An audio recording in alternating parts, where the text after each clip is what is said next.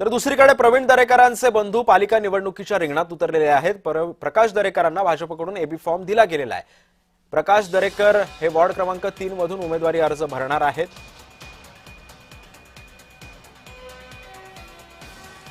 प्रवीण दरेकरांचे बंधू पालिका निवडणुकीच्या रिंगणात उतरलेले आहेत। प्रकाश दरेकरांना भाजपने उमेदवारी दिली आहे। ते वॉर्ड क्रमांक 3 मधून उमेदवारीचा अर्ज भरणार आहेत।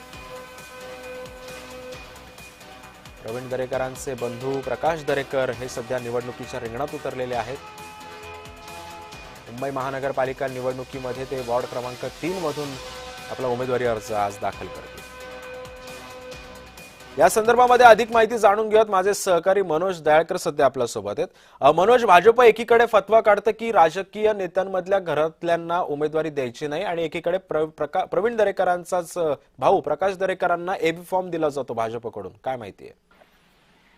बरोबर आहे सिद्धेश, या ठिकाणी बघितलं मुंबई महानगरपालिकेची निवडणूक ही पुढच्या महिन्यात असून आज अर्ज भरण्याचा शेवटचा दिवस आहे आणि 5 वाजेपर्यंत या ठिकाणी अर्ज भरणार आहे। पण आपण बघितलं महायुतीची रात्रपर्यंत या ठिकाणी बैठक सुरू होती आणि या बैठकीमध्ये जे जागा होत्या त्याच्यावरती पेच कायम होता आणि त्यावरती आता पेच चुकला आहे आणि आपण बघितलं 90 जागांवरती शिवसेना लढणार होते, 137 जागांवरती आपण या ठिकाणी भाजप लढणार आणि त्यामध्ये प्रवीण दरेकर यांचे भाऊ प्रकाश दरेकर यांना देखील या ठिकाणी उमेदवारी ही अर्ज देण्यात आलेला आहे। प्रकाश दरेकर यांनी हे प्रभाग 3 मधून आपण या ठिकाणी इच्छुक आणि त्या प्रभाग 3 मधून त्या उमेदवारी अर्ज देखील भरणार, त्या ठिकाणी ते लढणार देखील आहे। पण आपण या ठिकाणी भाजपकडून सांगण्यात आलेलं होतं कोणत्याही नेत्यांच्या आणि आमदारांच्या नातेवाईकांना या ठिकाणी देणे, पण या ठिकाणी कोणी उमेदवार नसलेले या ठिकाणी पण मनोज, या सगळ्या पार्श्वभूमीवरती प्रकाश दरेकरांना ज्या वॉर्ड क्रमांक 3 मधून उमेदवारी देण्यात आलेली आहे तो कुठला वॉर्ड आहे, कुठल्या मतदारसंघातून ते